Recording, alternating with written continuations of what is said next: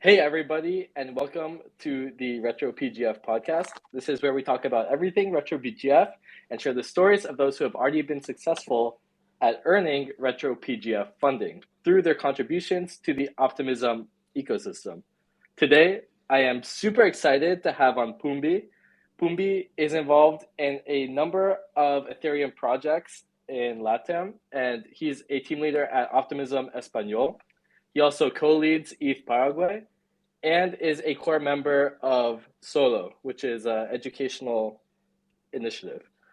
On top of all that, I feel honored to have Pumbi as a guest because I've seen you've been a regular listener of the podcast. So I'm super Yeah, excited that we get to talk finally because I've seen you around, but we've never had the opportunity to speak. So welcome. thank you very much, Michael. I'm like super excited to be here.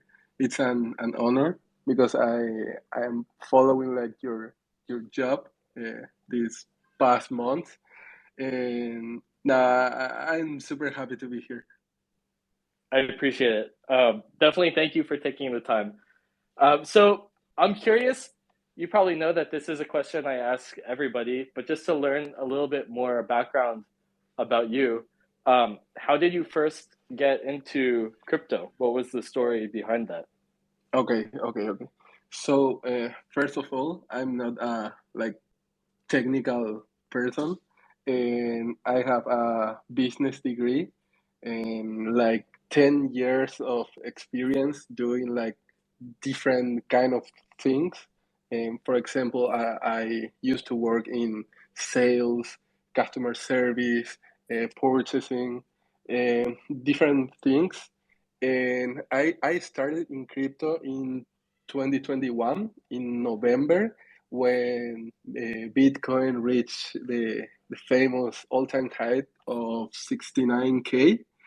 And I have one friend that is a Bitcoin maxi, and always he was telling me that I have to buy Bitcoin, you won't regret it. And okay, and I used to read the news, and I saw that, oh no, Bitcoin is going to 100K. I can lose this train. So I start to learn about crypto. I made my first purchase 1 month later, and it's funny because I wasn't understand anything. Um, I remember purchasing some satoshis from Binance, and he keeps telling me that I I I have to withdraw from sex because sex is bad and they are in charge of your money and you can lose everything. Okay. So I try to to make a withdrawal. I still remember that, and because I didn't understand anything, I choose to withdraw from the Binance Smart Chain, and I sent I don't know where my satoshis, and I lose all my money from my first transaction. So it's Oh my gosh. Oh yeah no. yeah It's a very it's valuable lesson very yeah early on, I guess. it's funny like right now, but in that moment I was like, nah, I don't work for this crypto thing. It's like too difficult, too much options. And while he was trying to help me to understand, and I studied like more about Bitcoin in the beginning, and there in like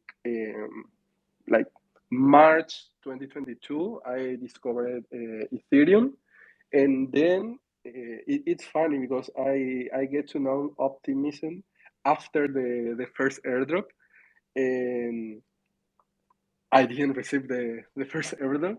No, I was like falling in love with Optimism and the values.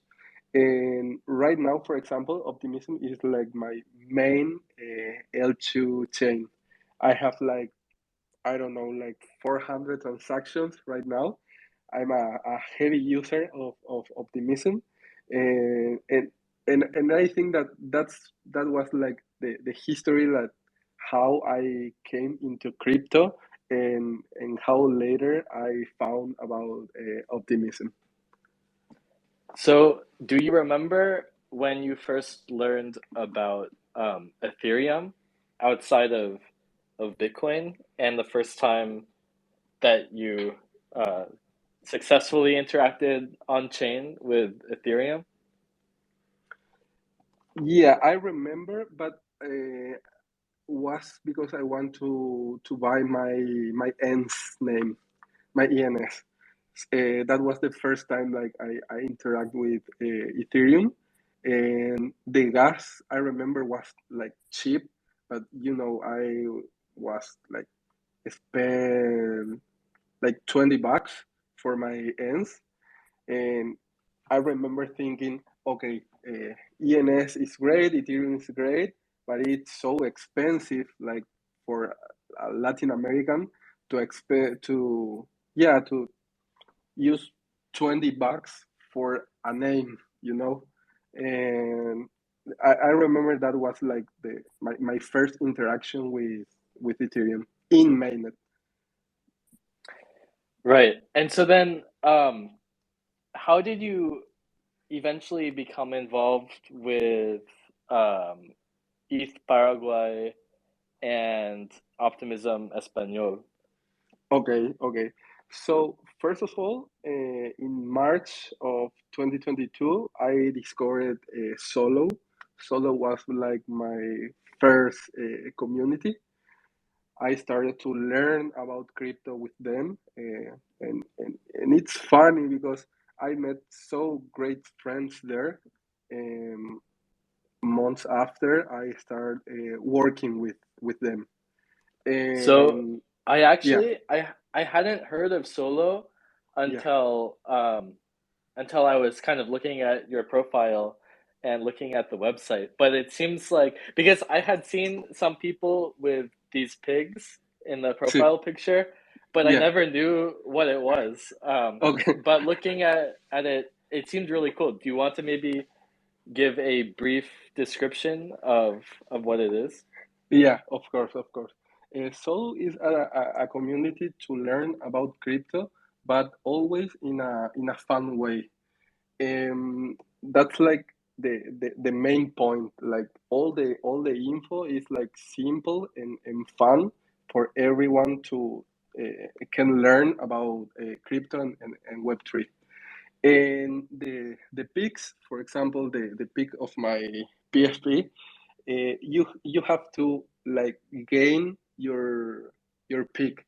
You can't buy a design, and it's every pick is like customized with everything you want. For example, and I started with Solo, and well, Solo is also right now, and we are doing like different things. We iterate a lot from what it was in the beginning. Right now we have like more than 40 courses in our platform. Everything we do is also free. We consider ourselves as a public good. um, for example, in our courses, we have a lot about Bitcoin, Ethereum, Layer 2, Optimism, Chainlink, different projects, protocols, and a lot about Web3 in general. We also do like live courses in our YouTube channel. Um, we I remember we do it like in February this year, a big course about introduction to Web3, and we have like 2,000 people attend to the classes. We also made an intro to Solidity for developers, and right now we are doing a live course that ends tomorrow about infra in crypto. So we are like really compromised with education, and like our main focus is on Latam and Spanish content. So maybe that's why you never heard before about Solo. Yeah, my Spanish has only improved in the last few months, probably to the point where I could even understand some of the content. But but that's awesome. And so okay, so you started out first with the Bitcoin bull run, and Yeah, then you kind of discovered Ethereum to get your ENS name, which is a great name, by the way. And it's thank great you, thank that you said that's your nickname in real life in real life. as Yeah, well. yeah, yeah. So Like you're lucky that you could actually get and your nickname. also, it's a like 5 letter name, so it's like almost rare. Yeah, it's a good one. Yeah, it's too bad I tried. Uh, yeah, so my name is Michael, right? And Yeah, so yeah. obviously it was probably one of the first names gone. It's one of the most common names in the US. And I've tried finding a good ENS for me, but I'm not happy with any of them because the blockchain guy was also gone. And so it's Okay. been, but anyway, so how did that end up coming to Optimism Español? Did Oh, you okay, okay. So to give you a like a context, little of context, Optimism Español community started in April of 2022, and I joined the team in April of this year. So they were like working really hard, like a year ago before I joined them. But I know like every story about Optimism Español, so we can like deep in that if you want. Yeah, sure. Yeah, let's hear the origin story, how it all Okay, started. okay. So Optimism Español started by the hand of some contributors and members of Seed Latam, that was previously named Defi Latam, but it's one of the biggest community of Web3 here in Latam. First of all, Optimism Español started like translating articles from the mirror of the foundation and Opilab's blog. Also, they were creating a lot of original content, doing Twitter Spaces, and I remember because I searched, they were like super heavy users in the Discord, official Discord of Optimism, specifically in the Spanish channel.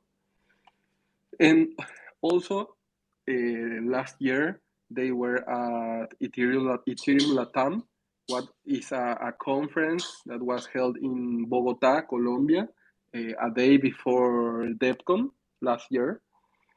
Um, where part of the team gave a workshop and they talk about the governance and spend like all day long in a booth representing like everything about optimism. It was a great event and a lot of people attend to that.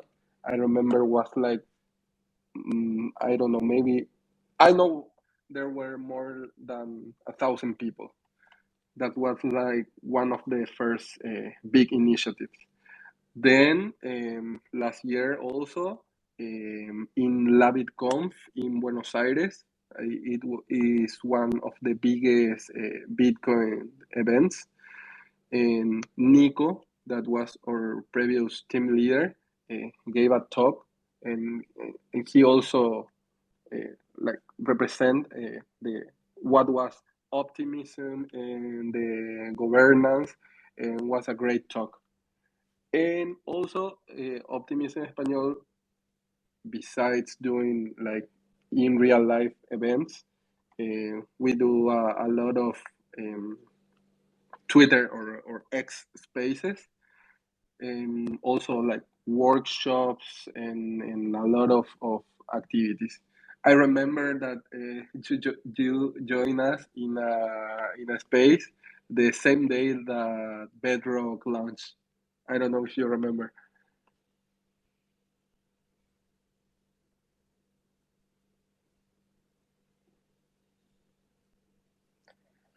Hello? Hey, can you hear me? I just got sorry, I just got Yeah. a phone call that it messed up the audio. Don't worry. I can hear you again though. Yeah. You Okay, said okay. something about Bedrock. That was the last thing I heard. Yeah. I don't know if you remember that you joined us in a space that we held in the Optimism Español account. I do remember. Yep. Yeah, the same day that Bedrock launched. Right, yeah.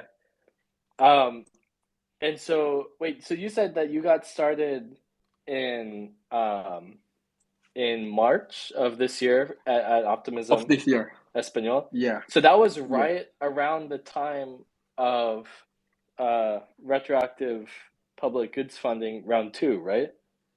Yeah, exactly. I wasn't in the team when the RetroPGF round was like done. I joined the team after that. So were you aware of RetroPGF before you joined Optimism Español, or well, like when was the first time that you heard about RetroPGF? Like a user, the first time I hear about RetroPGF, yeah, was in the RetroPGF round 2 because I think the first round was like more close to a little number of projects. Now I heard after no like during the RetroPGF, but for example, at that time I was working only with Solo, and we like didn't know how to apply or what we have to do, and we did not take part in the round, for example. And That was one after, thing that yeah. I wanted to mention is that Solo sounds like a perfect project for RetroPGF. So I'm sure you're planning on applying to the round in the fall in a few Yeah, months, right? exactly. And Awesome. we regret like we didn't knew in that time how to apply or be part, but well, uh, things that happen. Right. And so talking about Optimism Español for a second. So in the Retro PGF round, they got almost 46,000 OP tokens, Yeah, which at the time was worth it was worth around over $2 a token. So yeah, almost $100,000 worth of tokens, which I'm sure for an organization like that was a big boost in funding. yeah, yeah. RetroPGF 2 for Optimism en Español was a game changer, but with that funding, what we do was like planning for the future. The tokens from the RetroPGF rounds, you can spend like the day after you receive, and it's okay. But what we do was like give a little prize for the contributors that started the team and keep working without like salaries uh, all that time. And then we like start giving like salaries, monthly salaries to everyone in the team, and we like keep the OP tokens till now. So we're planning to keep working in this line to have like a projection in time, because we don't want to uh, we want to keep working with optimism in the future. So right now, with the funds we have, we plan like salaries for like 15 months in the future. And we want to also apply to this next round, like to be more like safe or a solid team, and for example hire a developer, but we don't want to keep participating in every single RetroPGF rounds, because we don't want to be like parasites of the ecosystem, and we want to give opportunity to new communities, for example, to get funding. I like what you said about how you can sell the tokens and it's okay. I think that's one of the great parts about RetroPGF is that if anybody decided to just sell all the tokens the next day and then go on vacation, that's fine because it's retro funding, right? Yeah, exactly. But it's great to hear that you guys are using it to plan for the future.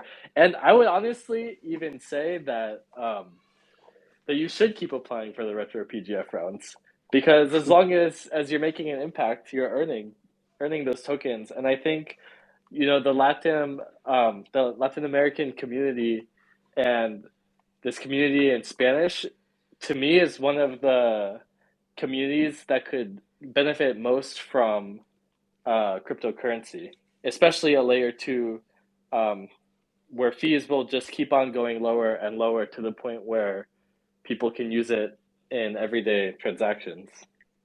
Yeah, exactly. Because the reality here in Latin America is like quite different to Europe or the US, because and I'm going to talk about Argentina. I don't live there, but I interact a lot with Argentinian. Their economy is like a disaster right now. The inflation and the devaluation of their currency is like a big problem. For example, the inflation is like 100 or 120% in just 1 year, and it's like wow.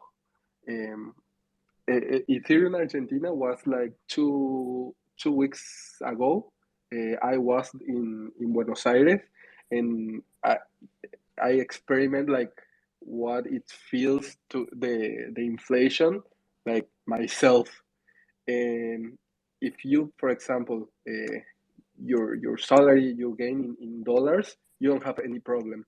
But if you receive like pesos, that is the national currency of Argentina, the money devaluates a lot, but in days. So it's really a big problem, a big social problem for them. Right. Yeah. I know. I think that's probably one reason why Argentina is such a strong crypto hub, right? I've Yeah, met a ton of developers and people from crypto that they come from Argentina, and so I'm curious. You mentioned before that you're like a Pokemon in Paraguay yeah. because how like with your friends and the people you know in real life there, uh, do they know what Ethereum is, or like how many people are actually aware of all of the crypto things that are happening?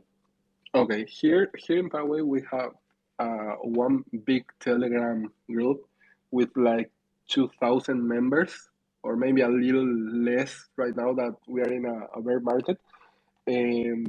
They talk a lot, but the problem here is that uh, all things related to crypto and Web3 are associated with trading and money.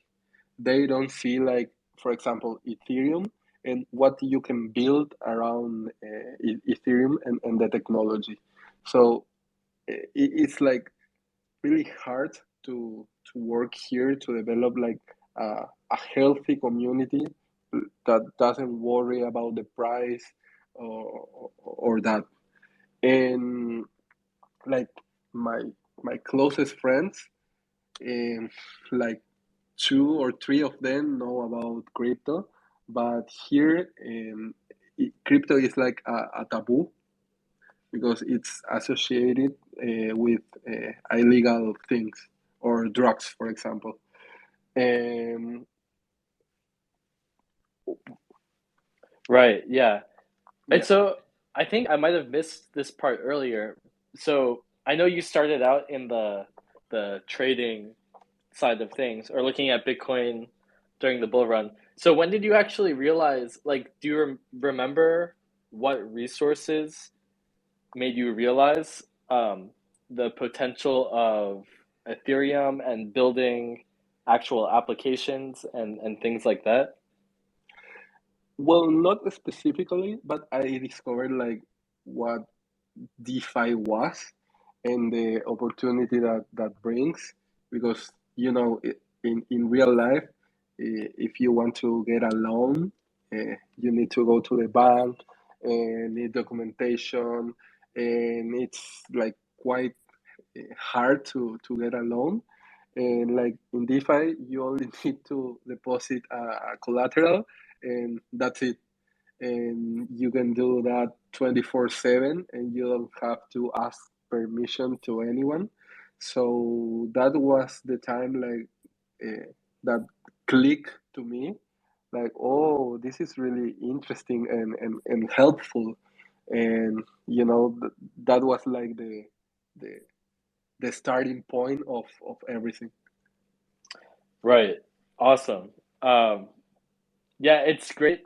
It's funny because when you say how it is in Paraguay, I mean, it's the same thing here in the United States where most of my friends that know about crypto in real life, they know about trading and they know like they don't actually understand um, that it's a platform that you can build on and that that there's more to it than just the price, right? Yeah, yeah, And of so course. it's a problem everywhere, I think. But I think that's awesome that there's one big giant Telegram group um, for Paraguay crypto. We should do some like.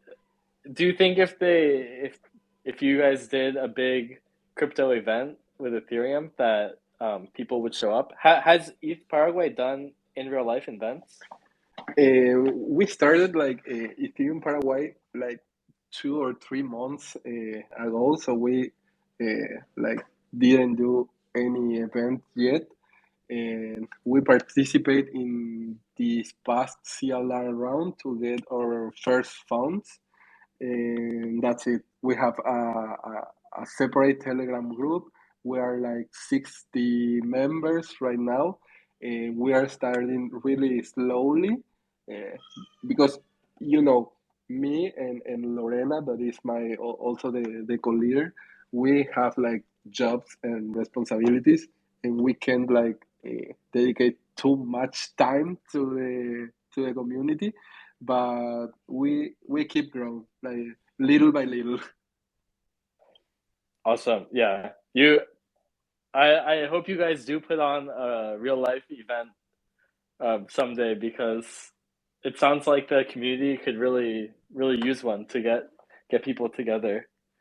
Yeah, and we are planning one maybe for I don't know November, December, but for this year, and we expect I don't know maybe 50. If 50 people show up, we will be really happy. So uh, Right. I don't know. We have to wait. It's hard to get 50 people at an event, especially if it's the first one Yeah. of its kind, you know. Um, Yeah. so switching the conversation a little bit, I was curious. You have these three different projects, right, that we've talked about that you're involved in. Yeah. All of them seem like they would probably qualify for retroactive funding. Uh, how are on these different teams? How are you all thinking about the next round of retroactive public goods funding? Are you doing anything specific to improve your chances there? Well, with solo, for example, we are running right now a mission from this season 4, and it's under the third intent, that it's education, and we are working like really hard with that. And also, this is like kind of an alpha. We are starting an optimistic academy thing, and right now is under development, but we think we can be live before the next round. So we will watch Awesome. what happens. And with Optimism in Español, and we keep working like really hard every single month. And I don't know if you watch in the governance forum, we opened a communication thread a few months ago, and every month we made a post about all of our work.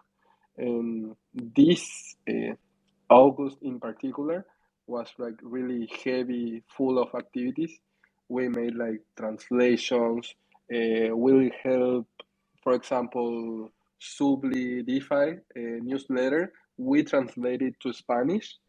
Um, then we have two big events in Argentina these past weeks. One of them was the Governance Day from Sid Latam, and we were sponsors at that event, and was like a optimistic series of talks. I met Delegate Joxes from Sid Latam. I also met Gona from the Grounds Council, and I gave a talk about optimism governance and the future, and it was really like cool participating in this event that was the first event here in Latam that was focused 100% in governance. And we work like really close with the Seed Latam team, that they are doing great things in governance and also in optimism governance specifically. And then in Ethereum Argentina, we have a booth. We receive a lot of people, and like keep preaching or spreading the optimistic values. And it was really interesting because you know, there were people like came to the booth and asked like real genuine questions about optimism, the governance, the problems. And when we explained like it's a two house system, they asked by okay, and they like assume all the governance is like plutocratic, and then we explain that no, we have like the citizens house, that it's in another system, it's not plutocratic, one person one vote, and then you have these problems but they implement these solutions. And it was really cool. It was a nice experience.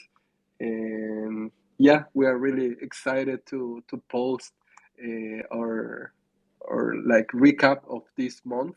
It's going to be live tomorrow in the forum with all our activities. Awesome. I'll definitely check that out. Yeah, that event sounds amazing. I wish I had been there. Yeah, It's cool.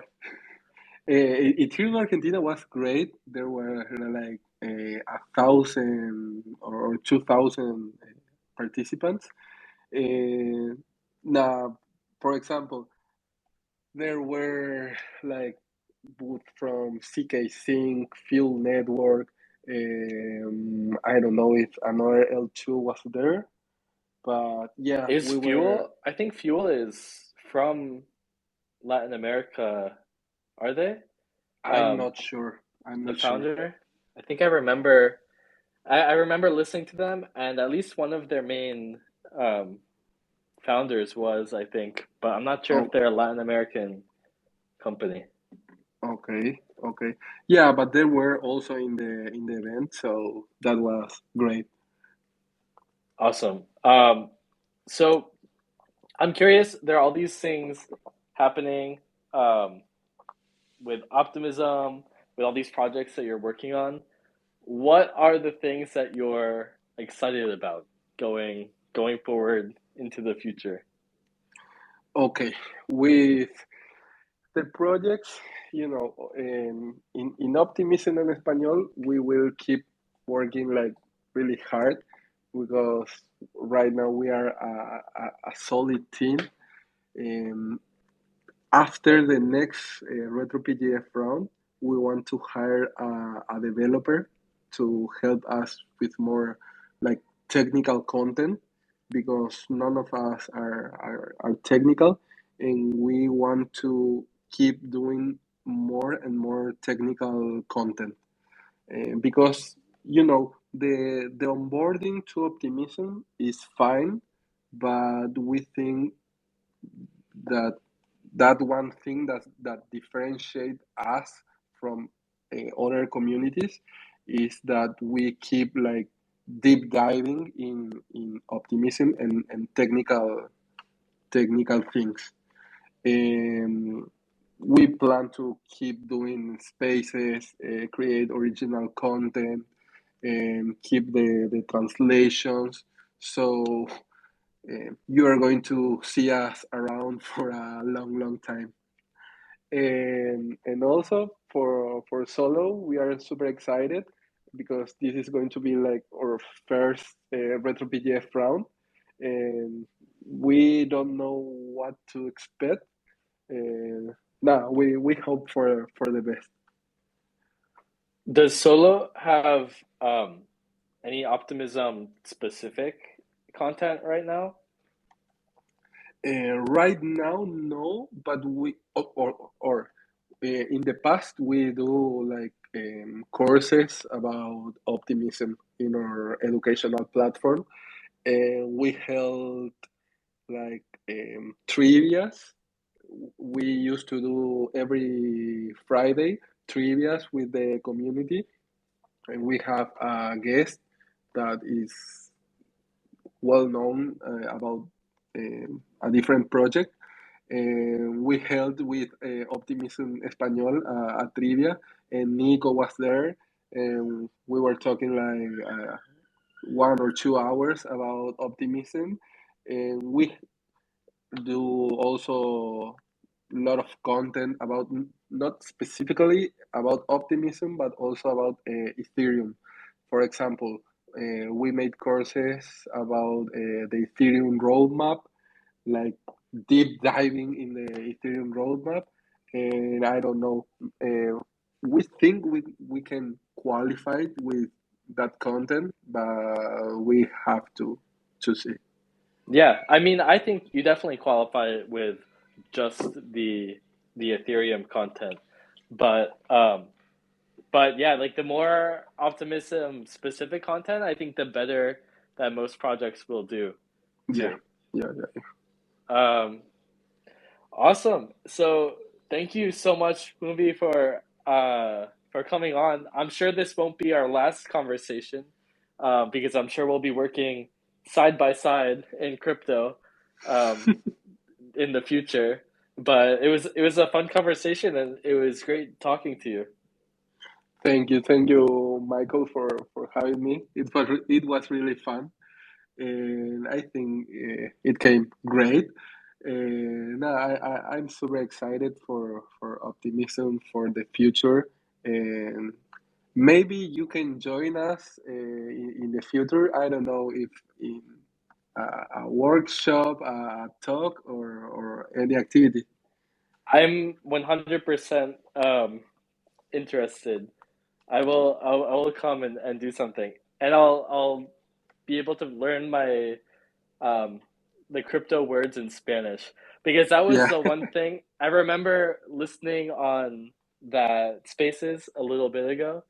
Um, that some of the crypto words, it was my first time hearing them used in Spanish, and so that was like the part that I couldn't understand, but Okay. What would be the next thing that I could join? I don't. We are going to do a workshop about the developing in the OP stack, and maybe we are going to like split that workshop. The first one to go into it's going to be like more of a introduction to optimism layer loss and the ecosystem, and the second part is going to be like more technical. So maybe you can join us in that activity. It will be really fun. Yeah, I'm down. Let me know, and I'm there. Okay, super, super Well, awesome. thanks again, Pumbi, and I'll be putting this on YouTube as well, so anybody who missed the live spaces can listen back on the conversation. But thanks again, and I'm looking forward to everything that you have coming out in the future. Thank you, Michael. It's All been right, great. bye bye. Bye, bye, bye.